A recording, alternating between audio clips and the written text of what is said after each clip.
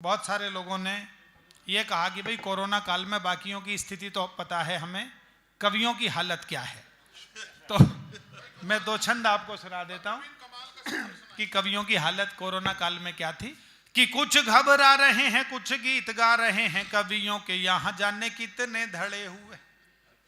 अलग अलग कवियों से मुखिया भैया लोगों ने पूछा ना, तो कोई कह रहा था यार डिप्रेशन में मर गए, कवि सम्मेलन के अलावा कोई काम नहीं था, हालत खराब हो रही है।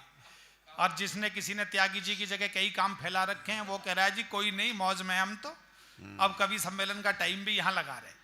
इसलिए मैंने कहा कि कुछ घबरा रहे हैं, कुछ गीत गा रहे हैं, कवियों के यहाँ जाने कितने धड़े हुए।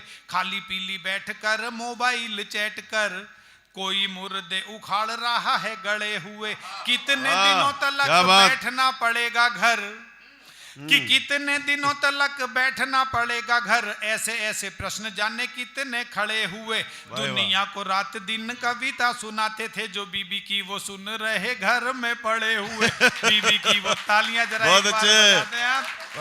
और मैं बीबी की वो सुन रहे घर में पड़े हुए। त्यागी जी आपके पीछे बैठी है, फिर भी हिम्मत कर रहा हूं। बीबी से वो सुन रहे घर में पड़े हुए। बहुत अच्छे।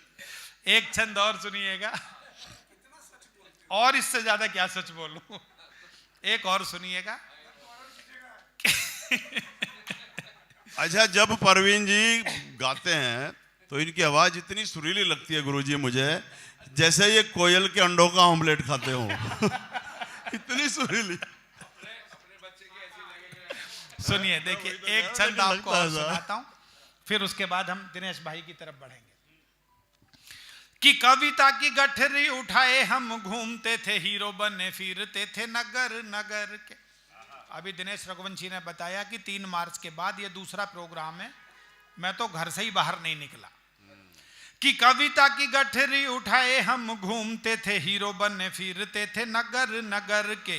कितनी ही मालाओं ने हमें माला माल किया, कितने मुकुट शुभाशीष बने सर के। घर में जो 4 दिन कभी नहीं टिकते थे, कि घर में जो 4 दिन कभी नहीं टिकते थे, घर में घुसे हुए हैं आज वो भी डर के। लॉकडाउन ने ऐसी हालत करी है अब, कवि जी ने काम काज सीख लिए घर के। कवि जी ने काम काज सीख लिए घर के। कवि जी ने काम काज सीख लिए घर के। कवि जी ने काम काज सीख लिए। तो कुछ छंद मुझे याद आ गए थे, 2 छंद आपको और सुना देता हूं। एक छंद इसलिए सुनाता हूं कि मुखिया भैया बैठे हैं, हमारे प्रवेश जी बैठे हैं, और राजनीति में एक बहुत भाई लालटेन जला दी। हाँ, अच्छा नहीं, कुछ और है, कुछ अचानक याद आ गया।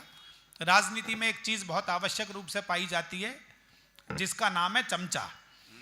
तो देखिए, मैं चमचे की असली विशेषता बता रहा हूं आपको। हम सब जानते हैं, और मेरे गुरुजी को ये छंद बहुत पसंद था, लड़ बीकानेरी को। ये पहली बार सुना रहा हूं भैया, अच्छा लगेगा आप सबको। कि कोई ना था आसपास, नेताजी भी थे उदास, चोरी छिपे नेताजी की दुम हुआ चमचा। हम भी हैं हिसाब से। चमचा वो है जो नेताजी को भी पता ना लगे। मैंने कहा हिसाब से।